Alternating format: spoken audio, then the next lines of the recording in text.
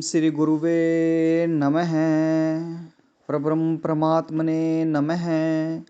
श्री वेद पुरुषाय नमः। बोलिए अपने अपने माता पिता गुरु महाराज की जय हो। गणेश जी महाराज की जय हो। शिव शंकर भोलेनाथ की जय हो। हम गणेश चतुर्थी व्रत कथा का श्रवण करने जा रहे हैं।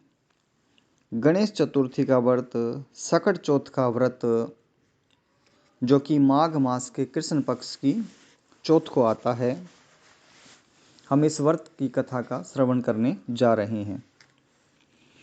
गणेश चतुर्थी का व्रत माघ मास की कृष्ण पक्ष की चतुर्थी को रखा जाता है। इस दिन विद्या बुद्धि व रिद्धि सिद्धि के स्वामी गणेश जी महाराज तथा चंद्रदेव की पूजा की जाती है। विधान इस प्रकार से है कि नैवेद्य सामग्री तिल, ईख, अमरूद, गुड़, लौंग, इलायची, सुपारी, घी आदि से चंद्रदेव और गणेश जी को भोग लगाया जाता है। दिन भर व्रत रखकर सायंकाल चंद्रमा को दूध का अर्घ्य देते हैं। गौरी गणेश की स्थापना की जाती है, उनका पूजन किया जाता है तथा व्रत वर्ष भर इसे रखा भी जाता है, पूजन करते रहते हैं पूजा स्थान में रख करके। नैवेद्य को रात्रि भर भोग लगा करके वहीं ढक कर रखा जाता है, जिसे पहाड़ कहते हैं। प्रातःकाल पहाड़ को घर का पुत्र खोलता है और सभी भाई बंधुओं में परिवार में बांट दिया जाता है। कथा इस प्रकार से है कि एक बार भगवान शंकर ने अपने दोनों पुत्रों कार्तिकेय जी तथा गणेश जी से पूछा, तुम में से कौन ऐसा वीर है जो देवताओं की रक्षा कर सके। तब कार्तिकेय जी ने अपने को देवताओं का सेनापति प्रमाणित करते हुए देव रक्षा योग्य अधिकारी बताया। इसके बाद भगवान शंकर जी ने गणेश जी से पूछा। तब गणेश जी ने कहा, मैं तो बिना सेनापति बने ही देवताओं के सब संकट हर सकता हूँ। भगवान शिव जी ने दोनों बालकों की परीक्षा लेने हेतु कहा कि तुम दोनों में से जो पृथ्वी की परिक्रमा सबसे पहले करके मेरे पास आ जाएगा, वही वीर तथा सर्वश्रेष्ठ घोषित किया जाएगा। कार्तिकेय जी के पास उनका वाहन था मोर। कार्तिकेय जी अपने वाहन मोर पर चढ़कर पृथ्वी की परिक्रमा करने चल पड़े। अब गणेश जी का वाहन तो मूषक है, चूहा है, तो गणेश जी ने सोचा अपने वाहन चूहे पर बैठकर पृथ्वी परिक्रमा पूरी करने में तो बहुत समय लग जाएगा, इसलिए कोई और युक्ति सोचनी चाहिए।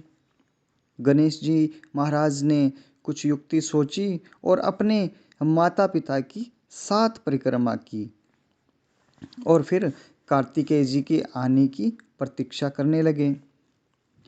कार्तिकेय जी ने लौटने पर अपने पिताजी से कहा, गणेश तो पृथ्वी की परिक्रमा करने गया ही नहीं।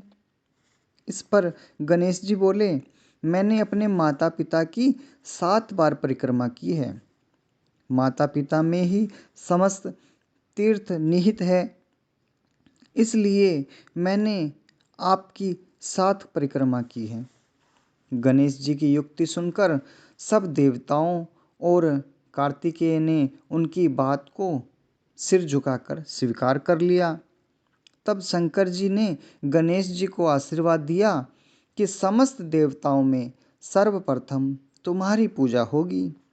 गणेश जी ने पिता की आज्ञानुसार देवताओं का संकट दूर किया।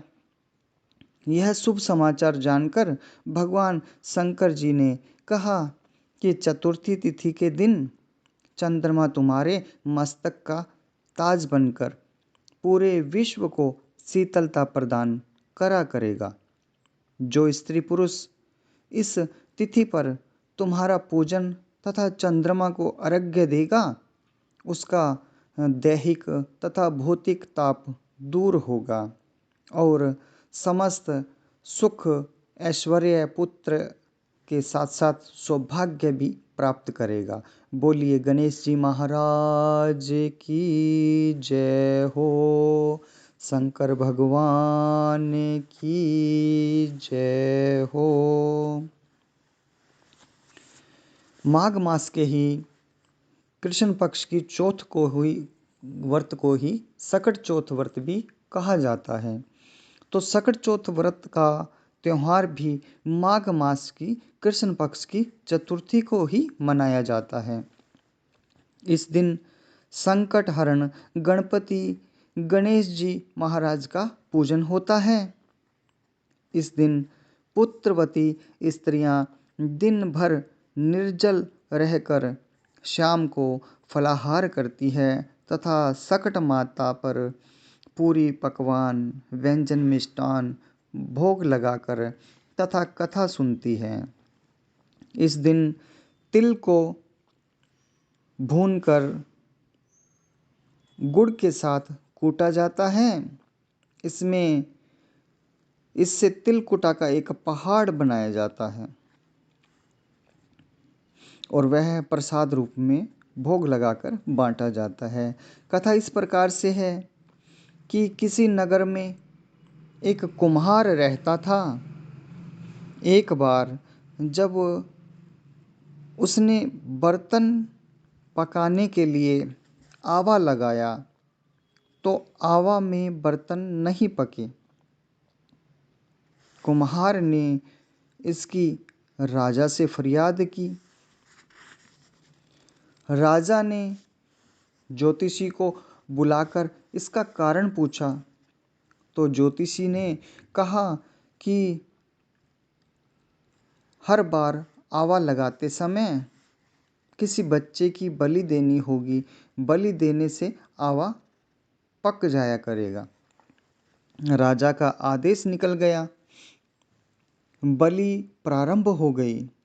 एक बार सकट के दिन एक बुढ़िया मैया के एकमात्र बालक की बारी आ गई।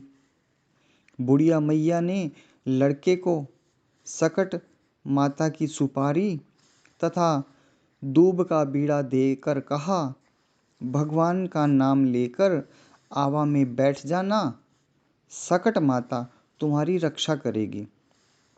बालक भगवान का नाम लेकर आवा में बैठ गया।